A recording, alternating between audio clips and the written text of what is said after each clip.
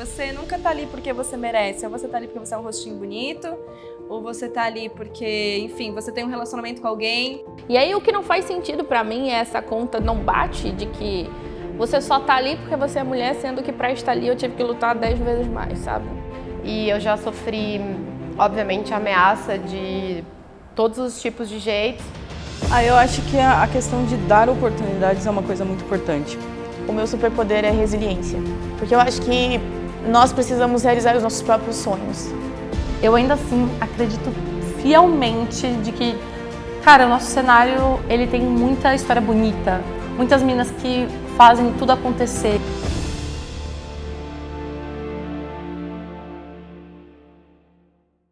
Tá gravando? Posso ir? Pode ir? Quer começar? Pode ser. Acho que faz mais sentido que eu entrei e peguei a carta já.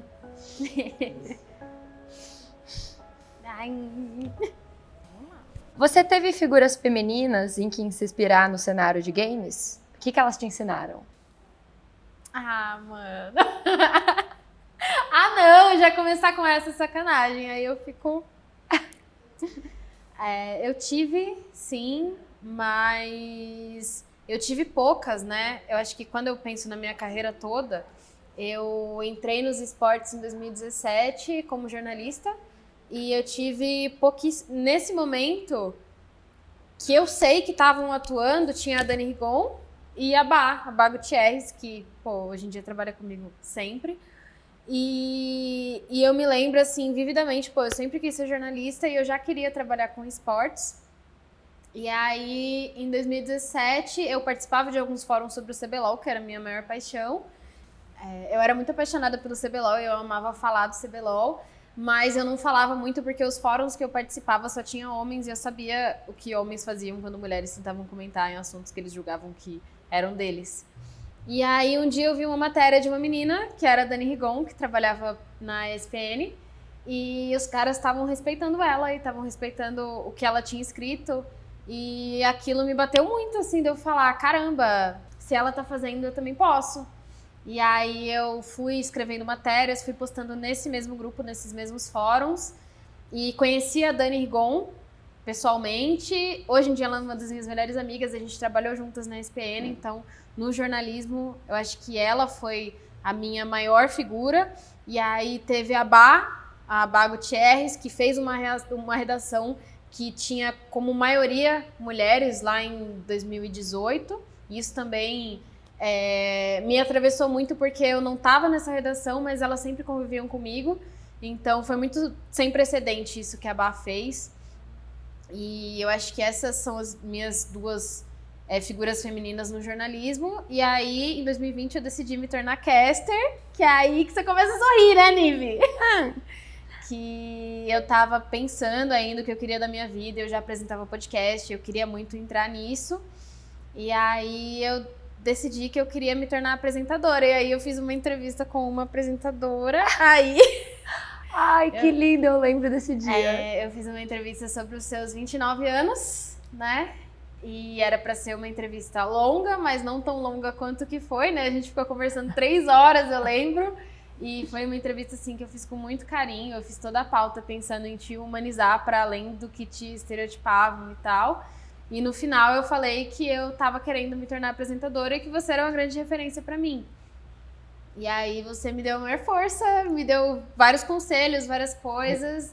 E isso me deu uma força muito grande, assim, de eu pensar, caramba, eu tenho a bênção da Nive, que é, no Brasil, minha maior referência, com certeza. Eu já tinha outras referências como a Camilota, lá fora tinha Shox, a Alvi Limei, a Laura Valet também, que é repórter na LC. Mas aqui no Brasil sempre foi você, né? E aí, quando você me deu essa bênção, eu falei, beleza, então vamos. E aí fomos, né? Eu acho que eu até falei pra você e pra Camilota quando eu fui contratada pra Riot, tudo assim, eu fui muito... Eu tenho muito isso de respeitar muito quem veio antes de mim, porque eu sei que eu briguei muito pra abrir portas pra outras meninas, porque outras abriram portas pra mim. E você foi uma dessas meninas, com certeza. E é isso.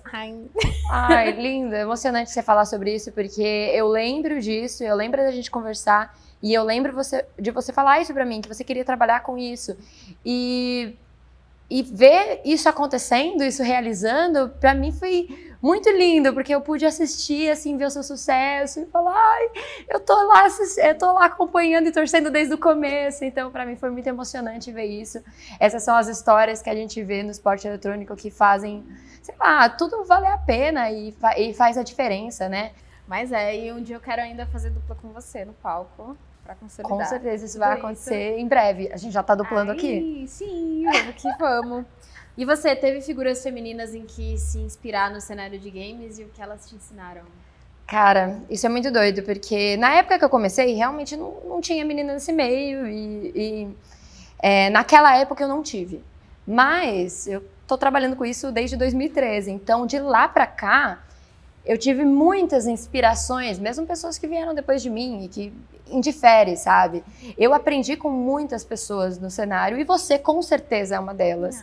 Você é uma pessoa que eu vejo a sua garra, a sua gana. Isso que eu comentei sobre ter visto desde o começo, você falando que queria trabalhar com isso e você indo lá e fazendo. Às vezes a gente, em qualquer profissão, tem alguns momentos que a gente se acomoda.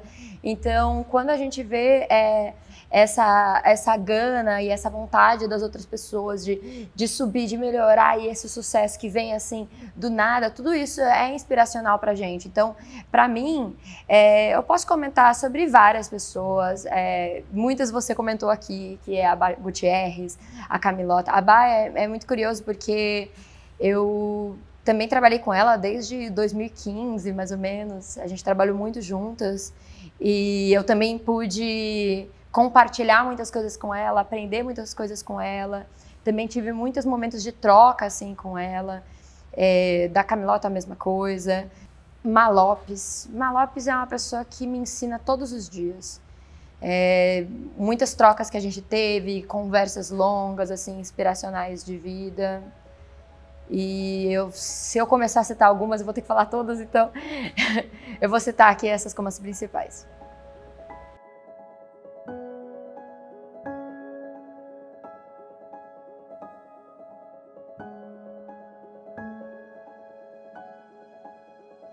Caraca! Nossa, Eu acho que eu ia preferir começar. Então vamos. O que a sua vivência pode ensinar a outras mulheres? Que difícil, né? Porque a gente só vai vivendo. Tipo, eu não tô vivendo pra ensinar, né? Mas, assim, uma vez eu conversei com a Cláudia trabalha na NVIDIA, e ela me falou uma coisa que me fez chorar. A gente tava numa reunião, assim, de trabalho, e no final ela me fez chorar. Ela falou que... no finalzinho da reunião, ela falou, Mel, a gente tá fechando essa parceria com você e tal, para que futuramente, eu espero que futuramente uma garotinha se veja em você e que isso possa inspirar ela a chegar até onde você chegou. E eu fiquei muito mexida, né? Porque, a gente tá lá para entreter as pessoas, pra sabe, jogar, curtir, passar algum tipo de conhecimento. E a gente não espera que um dia a gente inspire alguém ou ensine alguém a fazer alguma coisa. Não sei explicar. E... não sei, é muito doido isso, né? Parece quase uma consequência, né? Bom, eu sinto assim, pra mim, né? É uma consequência. Uma consequência? É. Acho que temos muitos pontos de vista. Vai. Eu posso estar falando besteira também. Não, claro que não, claro que não. Vai. O que sua vivência pode ensinar a outras mulheres? A minha vivência, acho que ela ensina a outras mulheres o mesmo que ela ensinou pra mim. Seja resiliente. Seja uma pessoa que vê oportunidade na adversidade. Acho que nos problemas a gente aprende muito mais, nas dificuldades a gente aprende muito mais do que nos momentos de glória, nos momentos de felicidade, no momento que a gente está no topo, porque é o nosso momento de reflexão. E muitas das vezes, não só a gente, né, mas acho que todo ser humano, quando está no auge demais, não para pensar aonde pode melhorar. Isso é algo que dificilmente passa na mente do ser humano. Então, acho que a minha vivência, a minha presença, independente de qual lugar seja, ele mostra muito a minha resiliência, a minha força, a minha dedicação, sabe? O que eu realmente amo, porque para a mulher estar num cenário de esportes eletrônicos, de games, de jogos, ela tem que amar muito aquilo que ela faz, porque motivos para desistir ela tem todo dia. E a gente literalmente vai aprendendo diariamente com tudo isso, a importância não só daquilo para a gente, mas eu acho que quanto mais a gente abre esse mundo, abre esse leque, abre o coração e fala para as pessoas tudo que a gente precisou passar para chegar até aquele lugar ali, até aquele topo tão almejado, acaba se tornando um exemplo, uma inspiração para muitas pessoas que olham e falam, eu nunca chegaria ali, ali não... Olha para mim, olha quem está lá. Não, acho que a nossa vivência e o fato da gente já estar ali, sem nenhuma sombra de dúvidas, já é uma grande inspiração.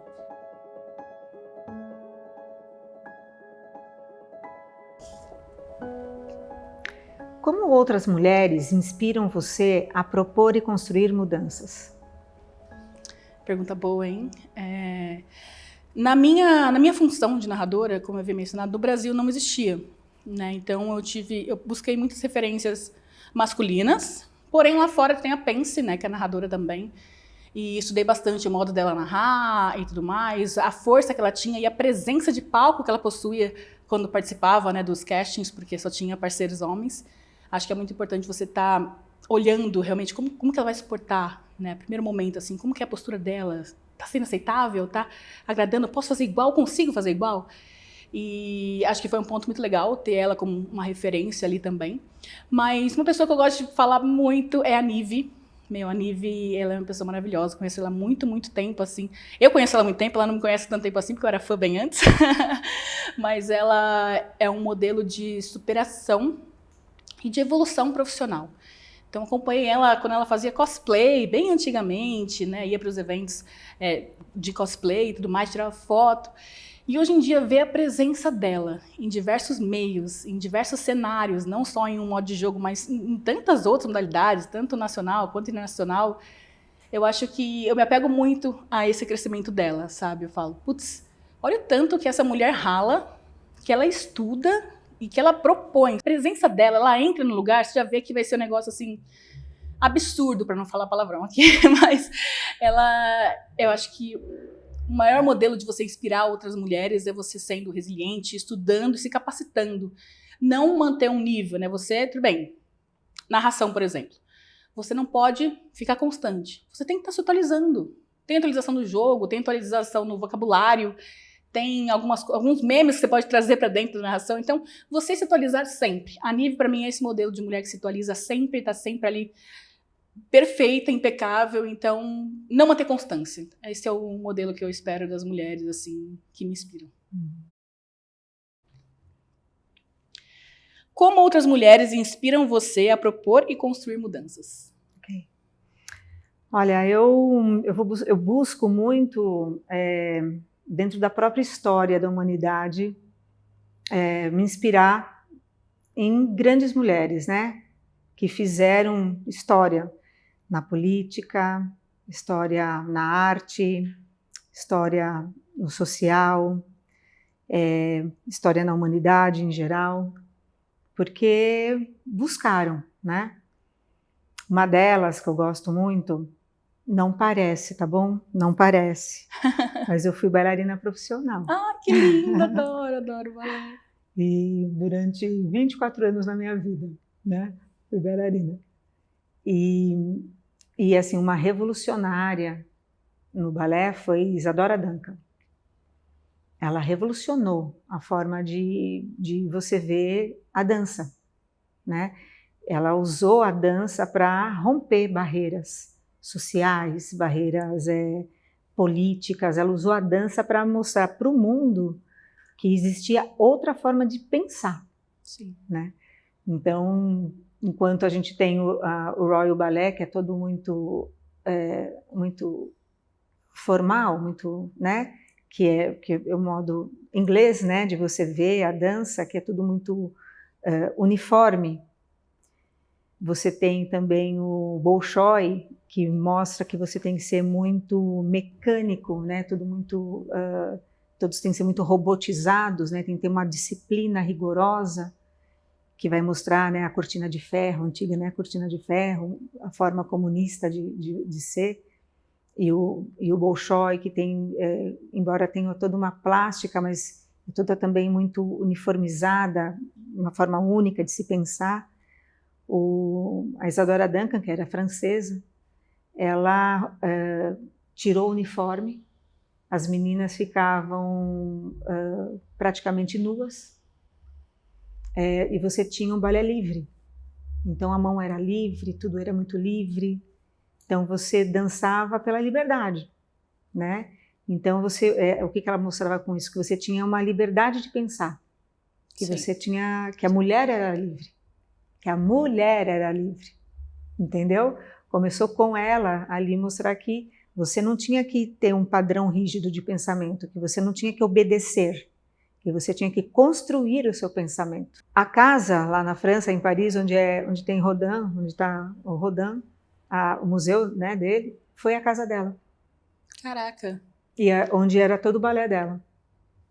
E aí, então, de tão livre, tão assim, que as bailarinas, né, as alunas, começou a se expressar, começou a falar não para muita coisa, os pais começaram a tirar os filhos, as filhas, né, do balé dela, porque começaram a ficar muito críticas, começaram a falar muito não. Ter pensamento próprio, né? Começou a ter pensamento próprio. Essa é uma das histórias, né? Uma das mulheres nas quais eu me inspiro, né? Me inspirei, né? Assim como tem Agnes Heller na filosofia, muitas coisas. Tanto faz. Eu só vou pegar a carta e vou ler, né? Isso. Aí ela como pergunta pra ela, é isso, né? Aí ela vai responder. Tá. Tá. Que ela responder, tá. Boa. Posso começar? Só pegar a carta? Qual legado você está deixando para outras mulheres? Complicado falar, né, quando você fala sobre o seu legado, assim, porque como mulheres nós sempre somos ensinadas a nunca colocar, tipo, pô, fui eu que fiz, fui eu que consegui, fui eu que conquistei. Então, é um pouco complicado isso, mas agora eu vou colocar um pouco, como dizem, a chota na mesa. Eu não sei nem se eu podia falar esse termo, desculpa, mas eu vou. Quando eu olho para trás, quando eu comecei, eu fui uma das primeiras no mercado de cobertura de esportes eletrônicos, midiático. Eu lembro que quando me chamaram para ser especialista de esportes eletrônicos, né, na mídia digital, não tinha nem outros especialistas naquilo, então foi realmente uma parada muito recente, assim, nova. E eu lembro toda vez, do primeiro evento que eu fui cobrir, que eu cheguei, assim, abri a sala de imprensa e só tinha homem. E aí eu olhei de um lado para o outro, me senti, tipo, meio ET, tá ligado? Tipo, sim, meu Deus, sim. O que eu tô fazendo aqui, sabe? E aí na hora eu olhei e falei, nossa, eu tô usando uma saia, não sei, o que eu tô fazendo aqui, sabe? E eu também lembro dessa mesma sensação quando eu, gestora, estava conversando com os gringos, né, porque era uma multinacional. E aí, pô, passando por umas situações que, meu, eu falei, não é possível que eu tô passando por isso, assim, sabe? Tipo, e quando eu passei por uma parada complicada de trabalho, eu me posicionar e falar, esse tipo de coisa, comigo não. E quando eu levantei numa mesa e falei, isso não, comigo não. E com todos vocês, era uma mesa cheia, que estava com mulheres, homens, eu falei, e todos vocês não têm que passar por isso também, sabe? Eu acho que existe muito essa relação do quanto que a gente acabou atuando para a evolução do mercado, produção de conteúdo, cobertura de evento, como que se deve lidar ou não com um site midiático, especializado em esportes. Então, é isso que eu quero focar, principalmente. E as histórias. As histórias são o que eu mais gosto, sabe? Desde ter contado a história de uma pessoa que largou as drogas porque começou a jogar CS. A história de, poxa, um dos piores casos de corrupção do cenário de esportes eletrônicos, eu tava lá, sabe, para falar o que tinha acontecido e por que isso não é legal. E a história de tantos outros pro players que faltaram ser representados, sabe? Eu acho que isso é uma parada que me orgulha muito. E eu quero continuar contando essas histórias. Qual legado você está deixando para outras mulheres? Quando eu comecei a acompanhar League of Legends, E quando eu comecei a trabalhar com League of Legends, né, isso foi em 2020, quando eu comecei a fazer campeonatos e tal, já como narradora, eu não conseguia ter nenhuma segurança e nenhuma certeza de que eu ia conseguir de que eu ia conseguir realizar os meus sonhos, assim, sabe? Ou sonhos não, porque sonhos é uma coisa muito inalcançável, né? Os nossos objetivos, que objetivo a gente alcança. E eu acho que, porque, enfim, eu não tinha nenhuma mulher narrando lá no CBLOL, que seja, ou em nenhuma outra liga do mundo, para eu poder olhar e eu poder falar assim, meu, é isso que eu quero, sabe? E sem contar a preocupação absurda que eu tinha de que, tipo, tá, mas e aí? Eu vou chegar lá e o que vai ter pra mim? O que vai sobrar pra mim, né? E depois que eu chegar lá, como é que eu vou poder sair um dia se não vão ter outras ali? Porque eu não quero só chegar lá pra durar um tempo e receber uma proposta melhor e sair e ver que nada mudou. Isso nunca... fazer um legado, né? Isso nunca fui eu, sabe? Tudo que eu quis na minha vida, todos os meus planos eram pra eu brigar, pra eu impactar. Eu sempre fui assim, eu sempre fui muito audaciosa. E durante muito tempo eu achei que isso fosse arrogância da minha parte, sabe? Até eu entender... Porque nos ensinaram como mulheres que não poderíamos ser assim. Exato. E eu acho que hoje eu cheguei num local que, por mais que seja o começo da minha carreira, que ainda tenha muita coisa para eu fazer, que eu consigo ver muitas mulheres, muitas meninas, inclusive, que olham para esse local e pensam, pô, eu posso chegar lá, sabe? E não só como narradoras, não só como comentaristas, não só como apresentadoras, não só como criadoras de conteúdo, porque foi uma coisa que eu consegui trazer para o CBLOL e eu me dou, sim, os meus méritos pelas coisas que eu faço, porque eu mereço isso, porque eu ralei pra caramba para estar aqui. E como criadoras de conteúdo, como fazendo suas streams sem precisar seguir um padrão específico, mas do jeito que elas acharem mais legal, do jeito que mostrar para essas pessoas que você pode se divertir ali na frente daquela câmera, se você pode se divertir no CBLOL, sabe? E não só para essas pessoas, mas também para meninas que querem jogar, porque a gente tem agora um campeonato feminino oficial dentro da Riot. E eu acho que esse vai ser o maior legado que eu tô deixando e que eu vou deixar ainda, que é essas pessoas que estão chegando agora poderem olhar e entenderem que elas têm um espaço. Porque isso foi uma coisa que eu não tive, sabe? E isso é uma coisa muito forte, porque... A gente teve que criar os nossos próprios espaços, né? Porque falar que a gente teve que abrir portas é pouco, porque a gente teve que destruir essas portas pra gente conseguir estar aqui, sabe? Então, saber que essas próximas pessoas que vão vir vão ter um caminho muito mais seguro e muito mais fácil do que o meu é uma sensação inexplicável, sabe? É uma sensação de alívio muito grande. Quando chegou a final da Ignis, acima de felicidade, eu me senti aliviada. Que eu falei, nossa, agora a gente pode respirar porque a gente tem alguma coisa. Antes a gente não tinha nada. A gente tem alguma coisa agora, sabe?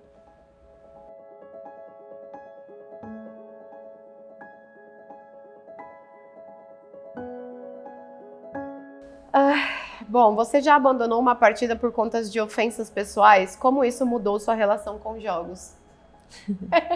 Eu já imagino a sua resposta. Não, eu, na verdade, a vida inteira tentei calar os caras dentro do servidor, né? Então, pra mim, sempre foi mais natural, porque eu convivia num ambiente muito masculino, né? Eu tive acesso a videogame muito cedo, computador muito cedo, meus vizinhos eram todo moleque, então eu vivi muito nesse meio. Então eu já estava acostumada a dar patada de volta, a bater de frente, a ser melhor que os caras. Eu, mano, ia na correria para poder dar o meu jeito. Nunca aconteceu de eu sair de uma partida, mas não por questão de não sofrer ofensa, né? Porque a gente já ouviu de tudo que a galera pode imaginar. Você também, né, amiga? Já ouviu muita coisa, mas pra mim o fator decisivo mesmo foi eu, mano, querer calar os caras dentro do jogo ali, seja em jogo de corrida, de luta, de tiro.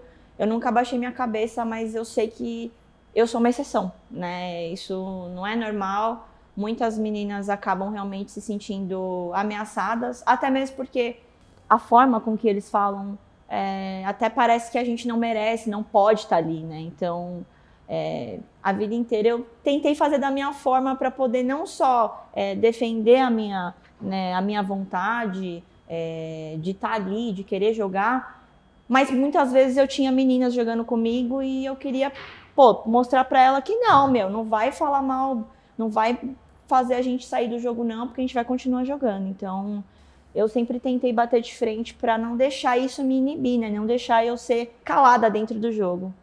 Para mim foi assim que funcionou. Você já abandonou uma partida por conta de ofensas pessoais?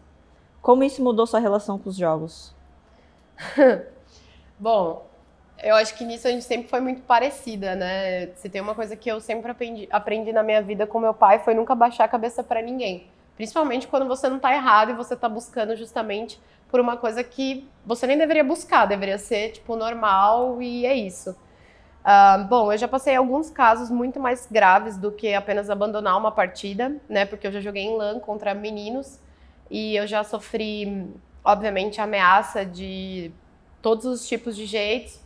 Eu até contei, né, mencionei uma história do Hicks, né, que hoje, acho que o Hicks tá no MBR, acredito eu, agora como analista, eu não lembro mais que time ele tá, acho que tá no MBR. A gente foi jogar numa LAN, no interior, e eu tava completando junto com ele num time, e um cara ameaçou me bater dentro da LAN house, né, e se alguém acha que por um acaso eu saí correndo, obviamente que não. E ele era o dobro do meu tamanho, mas eu não tô falando, obviamente, que jamais incitaria violência, até porque, gente, sou uma mulher, não tem nem como comparar a força de um homem para uma mulher. Mas eu não baixei a cabeça, graças a Deus tinha vários caras lá que acabaram me defendendo. Mas já passei passei episódio na LAN com a Renata Miné, com a Loura, que jogava no meu time também, que ela foi ofendida presencialmente, que colocaram o dedo na cara dela, ofenderam ela. E uma coisa que eu sempre fiz foi realmente não baixar a cabeça e não deixar isso quieto e não deixar passar. Eu acho que, como a Pã falou, muitas meninas elas se sentem acuadas, se sentem num momento de ali às vezes não tem quem defenda, às vezes não, a gente sabe que não tem como a gente lutar contra a força de um homem, enfim. Mas o conselho que eu dou é para que você nunca se sinta inferior, né? Para que você procure, obviamente, pessoas que podem te proteger se for uma agressão presencial, né? Agora, se não for, né? Se for online, etc., faz o que a Pã falou, amassa no jogo, devolve com bala, né? No jogo, obviamente. E é isso, né? Provando que, por mais que a gente não tenha que provar, provando que a gente também merece estar ali, né? Acho que basicamente é isso.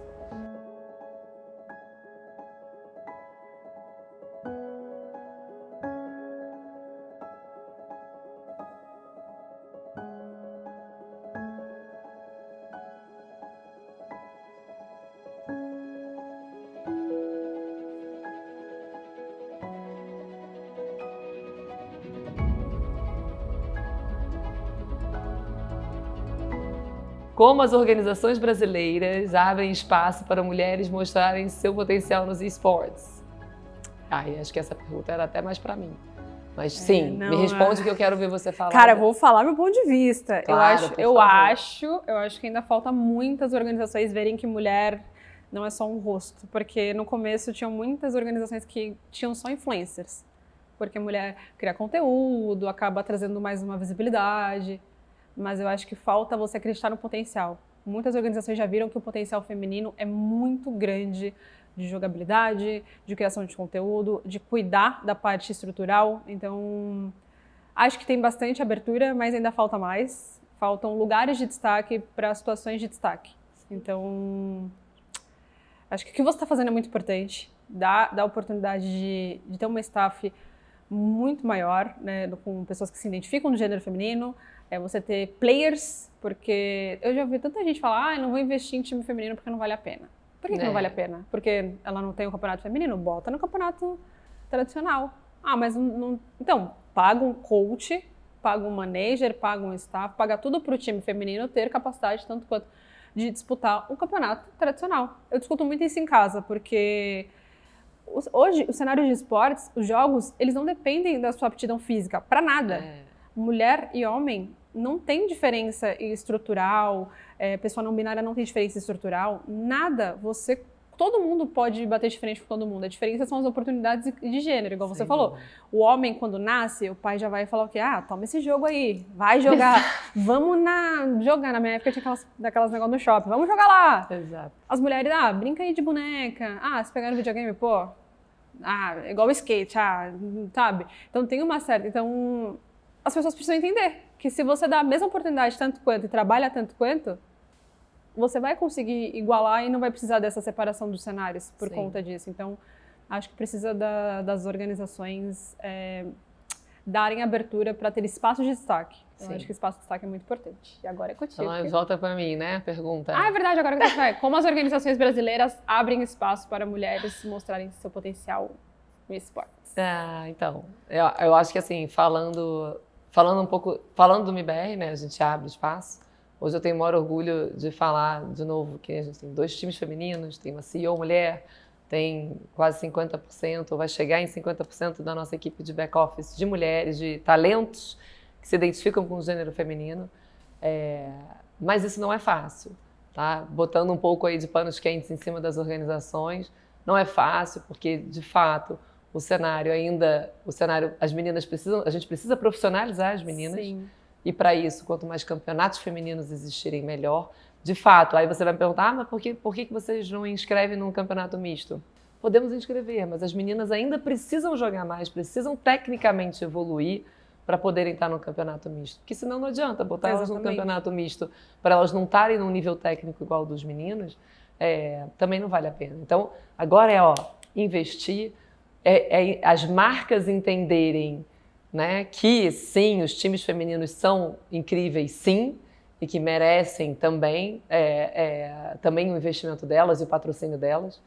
Então, e as organizações de fato se estruturarem para poder entender que no início pode ser que ainda não faça tanta diferença, mas que vale o investimento, porque num segundo momento, sem dúvida nenhuma, vai fazer. E o cenário vai crescer junto, né? Então, quanto mais organizações estiverem presentes no cenário, mais a gente cria essas rivalidades que são incríveis dentro do mundo dos esportes, assim como nos esportes tradicionais. Sim. Quanto mais rivalidade, mais meninas vão querer entrar. Quanto mais campeonatos e mais jogo, a gente só vai aumentar aí o caldo desse mundo incrível e as marcas também vão olhar. Então, enfim, é uma bola crescente, né? Uma bola de neve crescente. Então, enfim, acho que a gente está fazendo o nosso papel e eu espero que, da mesma forma que eu falei que eu gosto de servir de inspiração para outras meninas mais novas que estão começando e olharem que o universo de esportes e o mundo dos games é sim para todo mundo e que se eu cheguei aqui hoje, estou à frente de uma organização de esportes, todo mundo pode chegar. Eu também gostaria que o MIBR fosse sim essa organização, essa inspiração para outras organizações para entenderem que sim, vale a pena e que quando o trabalho é bem feito, de fato, ele gera retorno 360. Não só do prazer de você ver as meninas crescendo e podendo investir, mas também as marcas olhando para a organização com outro olhar e entendendo que isso é uma coisa muito genuína e trazendo eles juntos também para poder engrossar o caldo desse cenário tão incrível. Então, perfeito. Investe em time, investe em estruturação, em estudo. Acho isso maravilhoso, importante.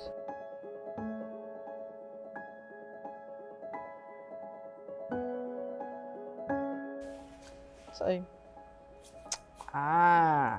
Quando você se sentiu mais orgulhosa de você mesma? Nossa, não tem outro momento. E pior que não é porque estamos no PEB, mas é a premiação. Assim, 2019 foi um ano revolucionário para mim, para minha carreira. Foi quando eu saí de um jogo, fui para o outro.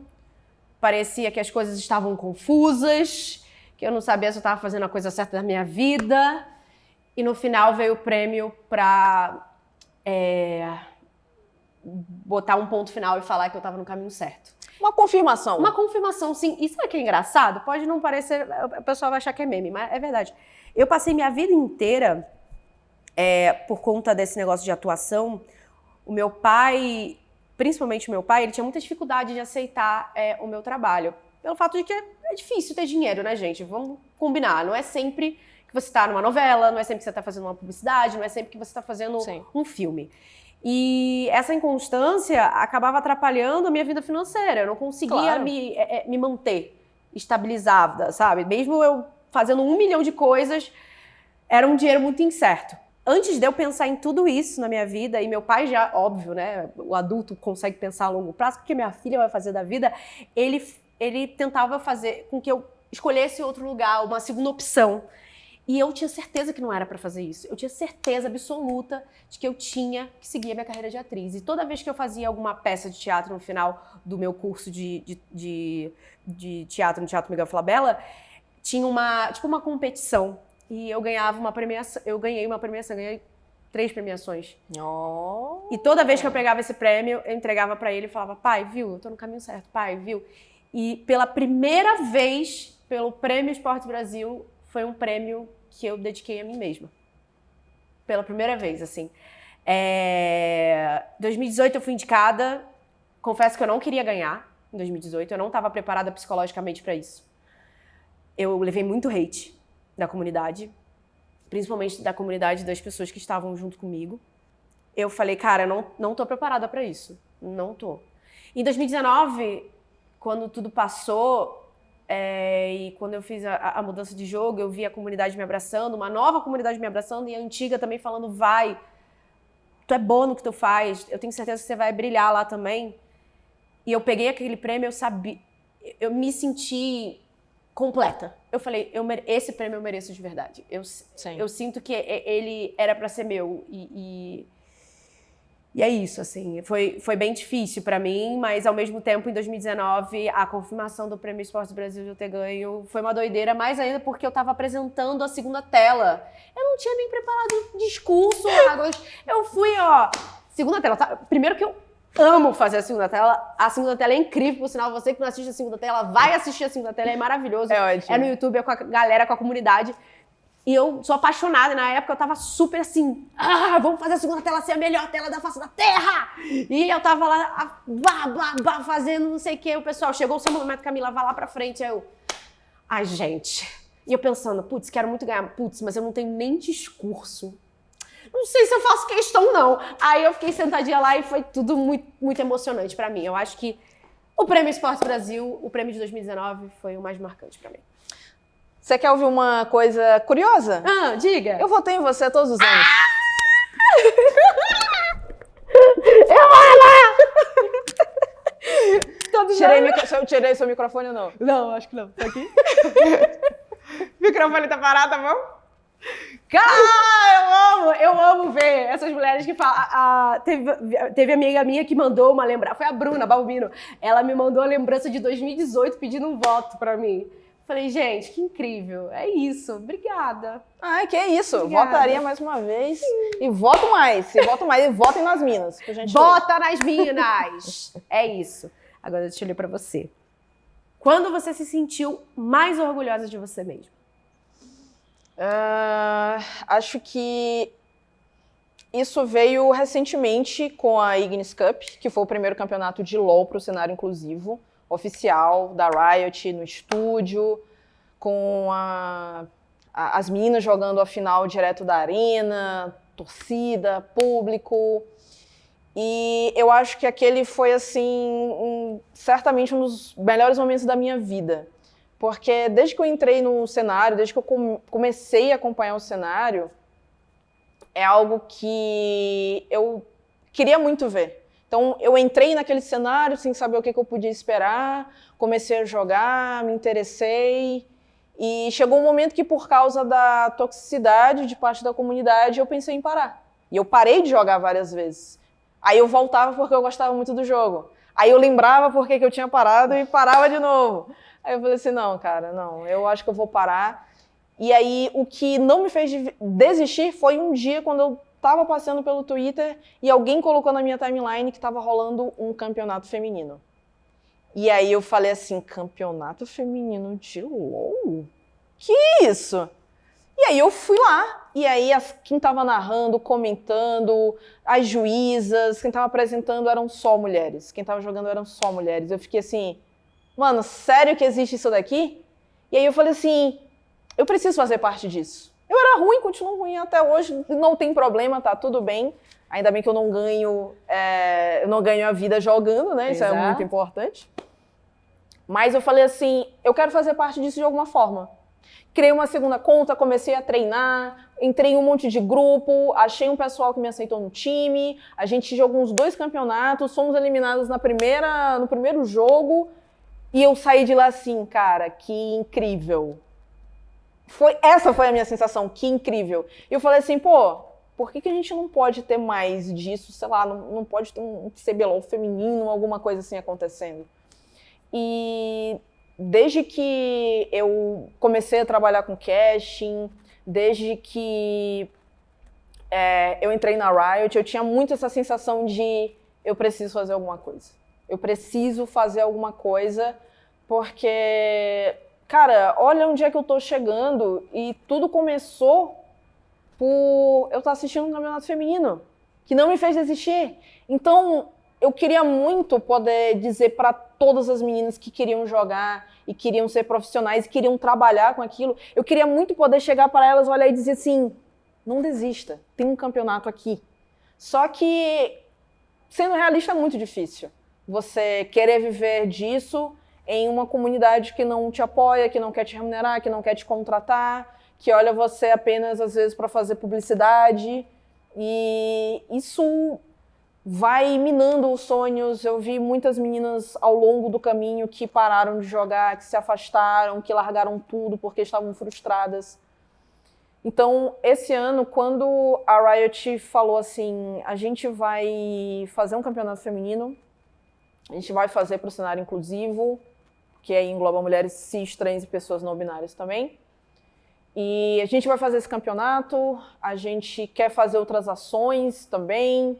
Então, ações com o In-House Jinx, ações com o Revela Casters, com outros campeonatos da comunidade, de parceiros, foram formando uma base até chegar à Ignis Cup. E quando terminou o campeonato, quando passou a última vinheta e a gente saiu do ar, cara, foi assim um alívio tão grande que eu chorei de alívio. Eu falei assim, cara, é isso, a gente conseguiu. A gente está escrevendo um capítulo muito importante na história dos esportes, especificamente do LoL. E eu sou muito grata de poder estar aqui e fazer parte disso. Então, eu senti um orgulho muito grande por todo o trabalho que eu venho fazendo ao longo desses anos, incentivando o cenário inclusivo, tentando fazer o que está ao meu alcance, assim, para ver essas pessoas chegarem onde elas querem, sabe? Então, assim, eu fiquei muito, muito, muito feliz, especialmente depois que eu terminei. E aí eu desci para encontrar o pessoal que estava lá na arena. E a galera me abraçou e a galera me agradeceu. E, cara, eu não sabia nem o que eu sentia, sabe? De tanta felicidade que eu tava, por receber todo aquele carinho, aquele reconhecimento da galera. Mas, cara, obviamente que eu gostei muito desse carinho e reconhecimento, mas o melhor pra mim foi ver todo mundo curtindo o momento, as pessoas emocionadas lá assistindo. E, sabe, acho que aquele é o momento que eu olhei assim pro meu trabalho e falei assim, é isso aqui, é isso aqui.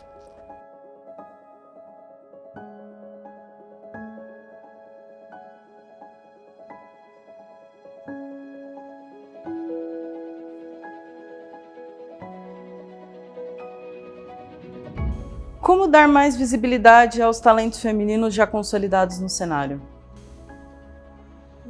Nossa, é difícil, hein? Assim, na minha perspectiva, falta um pouco mais das pessoas serem mente aberta, sabe?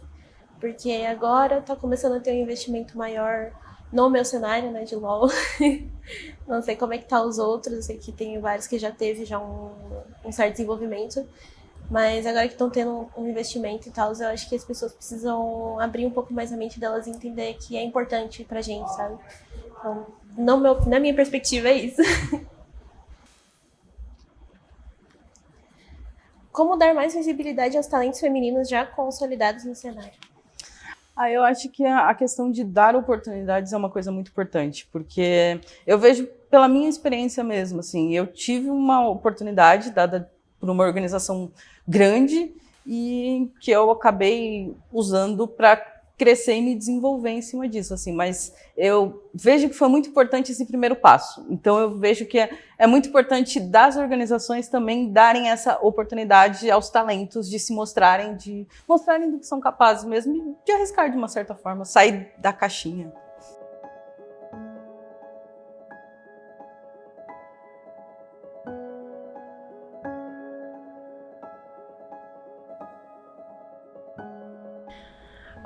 Flávia, sobre a inserção e o reconhecimento de mulheres no cenário, você é otimista ou pessimista?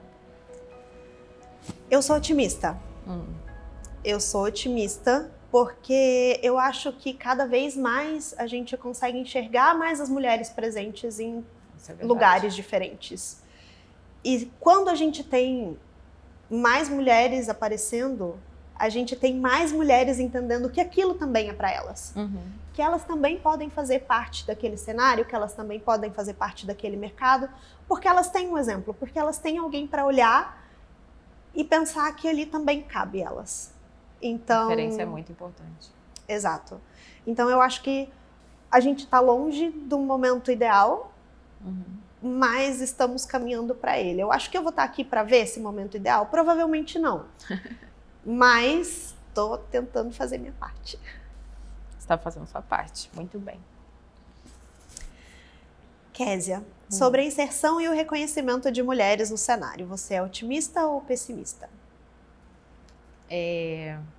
Vou ser sincera, eu sou um pouquinho dos dois. Eu sou otimista porque eu tenho que ser, e eu sou um pouquinho pessimista também, mas mais ligada à minha área, porque eu acho que a área técnica, a área de tecnologia, no geral, em qualquer profissão, já é escasso você ver mulher, né? Tipo, quando eu entrei na faculdade tinha 2, 3 meninas no meu curso, então você já tem uma predominância masculina, então o pessimismo já vem, mas, e eu também ainda mais, o nosso cenário, que é o mais underground também, eu fico vendo que cada vez mais é quase que cultural das meninas realmente terem medo de entrar ou de arriscar numa carreira mais técnica, ou também, igual você falou, não tem noção de que existe. As pessoas não, sei lá, às vezes não tem nem conhecimento de que existe League Ops, produto, design, blá, blá, blá, tipo, todas essas áreas em que podem existir pessoas trabalhando. Então, eu fico um pouquinho pessimista disso nunca ser disseminado o suficiente, das meninas continuarem a entender esse medo, porque eu mesma já ofereci, até para ajudar voluntariamente, falei, olha gente, inclusive meninas, me procurem, eu ajudo, tá? Assim, sabe, tipo, eu posso ajudar, a gente vai tentando arrumar freela, tentar criar experiência, e eu vejo que as meninas fogem da área técnica, então isso me deixa um pouquinho pessimista, mas eu ainda estou mais otimista de que a gente consegue ajudar e consegue trazer, dando oportunidade, dando conhecimento. Eu acho que a gente consegue. Na questão de reconhecimento, é o que a gente falou no início. Sim. Eu acho que vem com conhecimento e vem com a gente mostrar cada vez mais o nosso trabalho. A gente tem que falar mais sobre a gente tem que falar mais sobre as mulheres que estão com a gente também, porque são poucas e quanto mais a gente se empurrar, melhor. Oi, amiga. Oi, amiga. Tudo bom? Ansiosinha pra ver o que tem aí. Vamos ver, né? Bora. Suspense, né? Pode? Pode? Beleza. Entendi. Então vamos lá. Você já teve suas competências e habilidades questionadas por ser uma mulher jogando todo dia? Ser mulher é isso, gente. Você nunca tá ali porque você merece. Ou você tá ali porque você é um rostinho bonito, ou você tá ali porque, enfim, você tem um relacionamento com alguém, você se relacionou com alguém pra você chegar. Nunca é por competência sua. Não importa o quão seja solitário a sua caminhada. Eles podem não ter o que falar, mas eles sempre vão arranjar uma justificativa. E isso é uma coisa que me deixa bem irritada, assim. Normalmente eu respondo de uma forma um pouco grosseira o pessoal. Mas é muito chato isso. Você estuda, você vai lá, você, por exemplo, no seu papel, você estuda os jogos, você estuda as táticas, você vê o histórico dos times, você está lá fazendo tudo. Eu, quando estou fazendo, dou uma olhada nisso também, tô atrás dos status dos jogadores. E tem que gravar muita coisa para saber, né? Speech de patrocinador, roteiro, é tudo. o horário de cada coisa. Você não dorme do mesmo jeito, entendeu? Você tem toda aquela coisa, você tá aprendendo outra língua ali, você tá fazendo curso também, às vezes até um teatro, alguma coisa para se especializar mais. Mas nunca é porque você merece, é só porque você é mulher. E isso é uma coisa tão banal. Mas acontece. E todo dia, né? Por isso que a gente fala, a gente já aprendeu a lidar. Até hoje eu escuto que eu só sou conhecida porque eu namoro o Rafa. Eu tenho 50 vezes mais de seguidores do que o Rafa, não que isso faça diferença. Mas é isso. Mas as pessoas usam muito de muleta a frustração dela no sucesso das pessoas, ela sempre tem que rebaixar, nunca por mérito. E aí o que não faz sentido pra mim é essa conta não bate de que você só tá ali porque você é mulher, sendo que pra estar ali eu tive que lutar 10 vezes mais, sabe? Então, e é uma conta que não bate. Homens também, essa é a questão. Você não lutou só entre mulheres e entre as mulheres você passou. Não, ali você passou por muita coisa, independente do gênero, pra conseguir chegar onde você tá. E aí muita gente fala, mas a corrida é a mesma. A corrida é a mesma, a distância é a mesma. A diferença é que na minha linha de corrida são muito maiores. Tá cheio de prego, tijolo, farpa. É difícil. Assim, mas é isso. E falar pra vocês, a gente sempre tem duas opções de caminho, realmente. Eu vou falar pra vocês que não tem. A mulher tem a opção do caminho fácil. Só que aí você vê quem faz e quem não faz, é simples.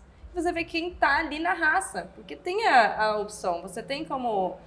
Enfim, pegar o caminho mais fácil para você atingir as coisas mais rápido. Mas você sabe quem tá fazendo isso e quem não tá. Quem tá na correria há tanto tempo, não tem problemas ligados ao nome, não tem polêmica, não tem nada. Você tá ali fazendo o seu, pode ser lento, mas você prefere chegar lá assim. Então, eu acho que é uma coisa que o pessoal tem que, visualizar.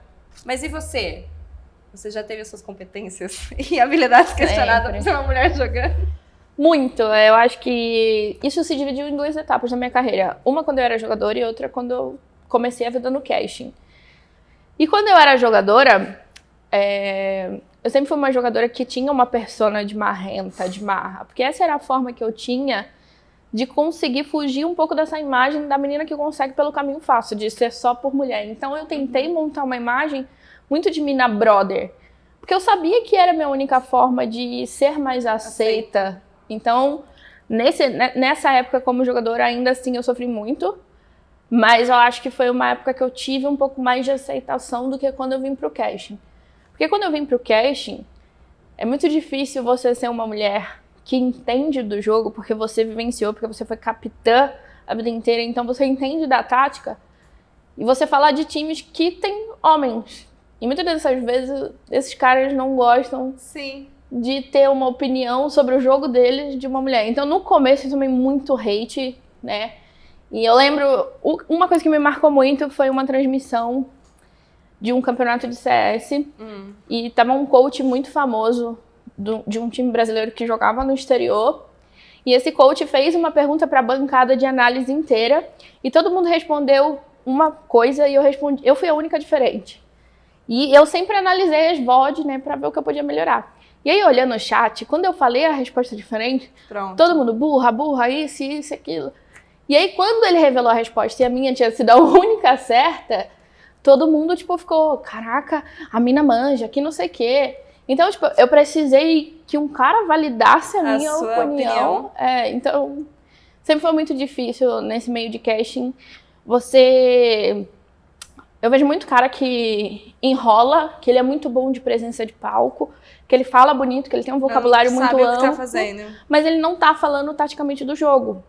Então, muitas das vezes, eu acho que até pela minha condição de criação, né, que eu cresci na favela do Rio de Janeiro e agora eu tô melhorando o meu vocabulário, mas antes eu tinha um vocabulário um pouco mais de quebrada, né, como o pessoal de São Paulo fala, de favela. E por mais que eu entendesse do que eu tava falando, só pelo meu jeito de falar, era taxado como se eu estivesse falando besteira. Então, hoje aí a gente vai aprendendo a dançar, né? conforme a música. A gente vai batendo de frente, né, com esses preconceitos, não tem jeito. Mas é todo dia, a resposta é todo dia. E olha, a gente tá gravando aqui hoje, mas eu tenho certeza que todas as garotas que vierem gravar vão dar a mesma resposta. Vão dar a mesma resposta. E esse que é a triste realidade.